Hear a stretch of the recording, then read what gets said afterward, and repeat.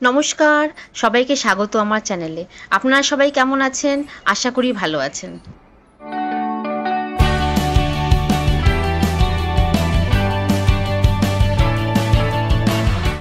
কালকে তো মা বাবা এসছে, প্রিয়ার মা এসছে, ওই বাড়িতেই রয়েছে, ভাইয়ের বাড়িতে রয়েছে, আপনারা দেখলেন। আর আমরা রাত্রে ডিনার করে চলে এসেছিলাম। আজকে আমার এখানে সবাই খাওয়া দাওয়া করবে, সারাদিন থাকবে, রাত্রে খাওয়া দাওয়া করে তারপরে যাবে। তো ওই রান্নার সব জোগাড় যন্ত্র চলছে, হয়ে গেছে, সব রান্নাই হয়ে গেছে, সমস্ত কিছু হয়ে গেছে। এখন শুধু এই প্রিপারেশনটা করছি, চাল কুমড়োর ভেতরে পুর ভরে এটার পকোড়া। এই রেসিপিটা খুব ভালো খায় সবাই। আমার হাজব্যান্ড ভীষণ ভালো খায়। চাল কুমড়ো আনলেই বলবে এই জিনিসটা করো। একটু খাটনি এটাতে, কিন্তু খেতে খুব ভাল লাগে।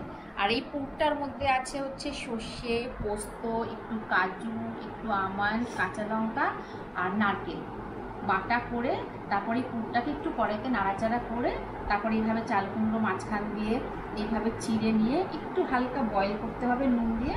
তারপরে এর ভেতরে এই পুরটাকে ভরে নিয়ে চালের গুঁড়ো, বেসন মিশিয়ে, ওর মধ্যে একটুখানি কালো জিরে, শুকনো লঙ্কা সব মিশিয়ে নিয়ে ফেটিয়ে তারপরে পকোড়া। বেশ ভালো লাগে। আমার রান্নার রিলে এই পকোড়াটা আপনারা দেখেছেন, খুব ভালো লাগে। আর কি কি রান্না করেছি সব দুপুরে খাওয়ার সময় দেখাবো। ওরা বেরিয়ে পড়েছে, চলে আসবে, তো পাপা গেছে আনতে।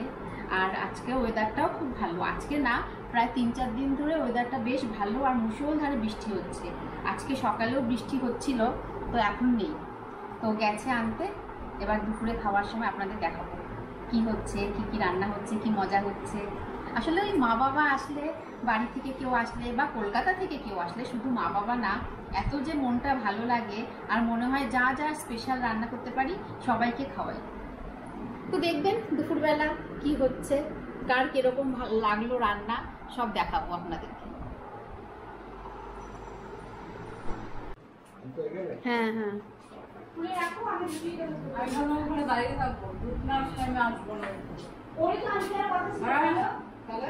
আমি বলছিলাম গেট অব্দি স্টপ হয়ে থাকি, রূপা আসবে তারপরে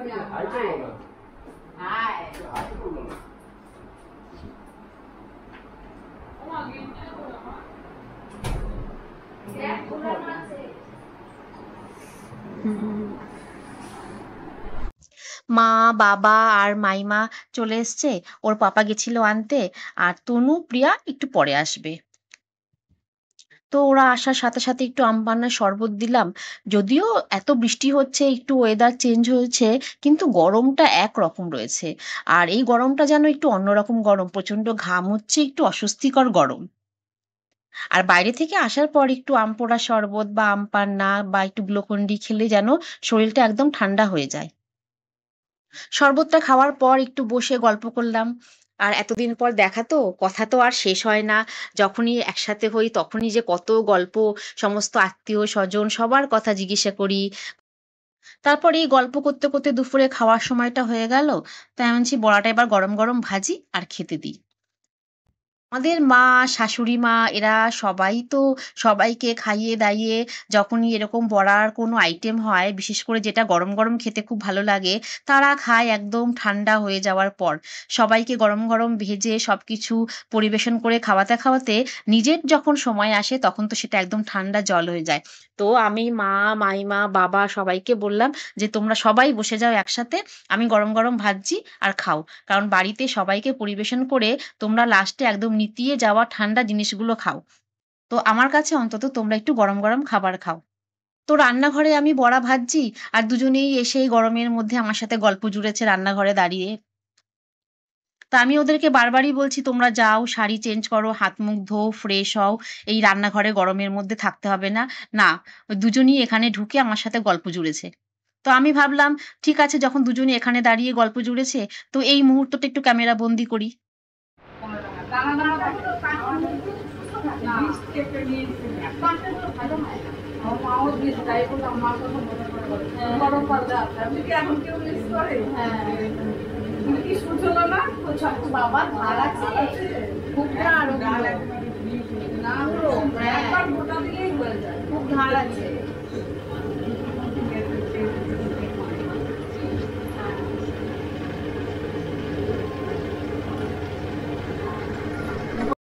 দুই মাকে তো বসাতেই পারলাম না, মা আর মাইমা কিছুতেই বসলো না আগে খেতে, যে না আগে তাদের দুই জামাইকে দাও, মানে আমার হাজবেন্ড আর ভাই, কারণ দুই শাশুড়ির দুই জামাই, তো আগে তারা বসবে, তারপরে দুই শাশুড়ি মা পরে খাবেন। তো ঠিক আছে, তো বাবাকে আমি প্রথমে দিয়ে দিলাম, আর প্রিয়া তনু আসার পরেই সবাই বসবে খেতে বলল। তো রান্না করেছিলাম হচ্ছে চাল কুমড়োর বড়া, আপনারা তো দেখলেনই সেটা, আর কচুর শাক, ছোলা দিয়ে কচুর শাক, তেলকই, ডাল, কাতলা মাছের কালিয়া, মাছের মাথা দিয়ে মুড়িঘণ্ট। ওরা সবাই খেলো, তারপরে আমি আর মা মাইমা বসে পড়লাম।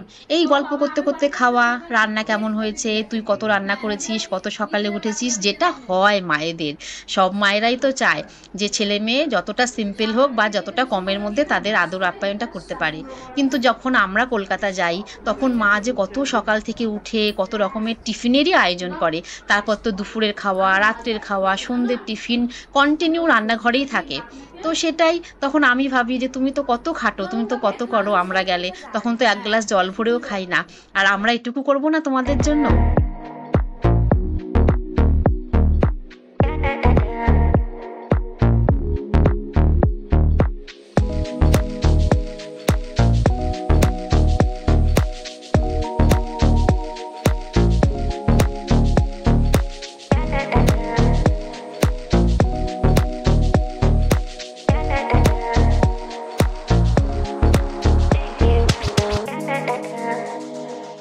তো খুব ভালো আমাদের সময়টা কাটলো।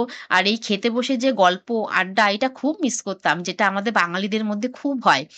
আর যেহেতু আজকে একটু সবাই মিলে একসাথে খাওয়া মজা হলো, তো আমি মা আর মাইমা এই খেতে বসে বসে যে এত গল্প জুড়েছি, আর কখন যে এই খেতে খেতে 3টে 3:30 হয়ে গেছে সেদিকে খেয়ালই নেই। আর সবার শুধু এক কথা, যে তোমরা 3জন কত খাচ্ছ, সেই যে কখন বসেছো আর ওঠার নাম নেই। তো খাওয়া-দাওয়া কমপ্লিট হলো। তারপর দুপুরে একটু রেস্ট নিয়ে বিকালে চায়ের পর্বও মিটে গেছে।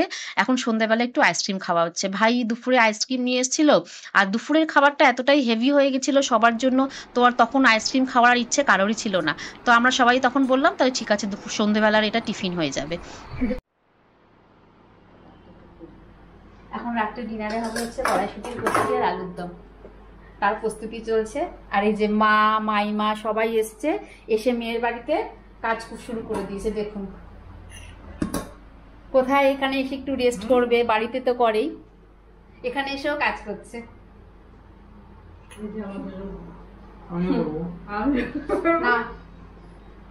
না তুই খেয়ে উদ্ধার করিস না, না শোনা কর, আমারটা তুই কর। এটা কাঁচা খাওয়া যাবে?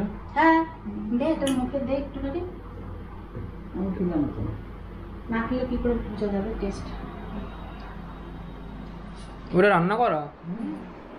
ডিনার হয়ে গেছে, আপনারা তো দেখেইছেন। ডিনারে কড়াইশুঁটির কচুরি আর আলুর দমে প্রিপারেশন হচ্ছিল তখন। তো অ্যাকচুয়ালি ওই রান্না করা, সার্ভ, এইসবের চক্করে ডিনারের ভিডিও তুলতে ভুলে গেছি, ডিনারের ভিডিওটা তোলা হয়নি। তো হলো, ভালোই খাওয়া দাওয়া হলো। আর ওরা সব খাওয়া দাওয়া করে এই গেল, বাড়ি গেল। আর আজকের দিনটা খুব ভালো কাটালাম, খুব ভালো লাগলো। এত বছর পর মা বাবাকে পেয়ে সবাই একসাথে খুব মজা করলাম, সারাদিন খুব আনন্দ করে কাটালাম। আমার আজকের এই ব্লগটা কেমন লাগলো অবশ্যই আপনারা কমেন্টস করে জানাবেন, আর লাইক শেয়ার আর আমার চ্যানেলটা সাবস্ক্রাইব করতে ভুলবেন না। আজকের মতো এখানেই রাখি, আবার হাজির হব নতুন কোনো ব্লগ নিয়ে। নমস্কার।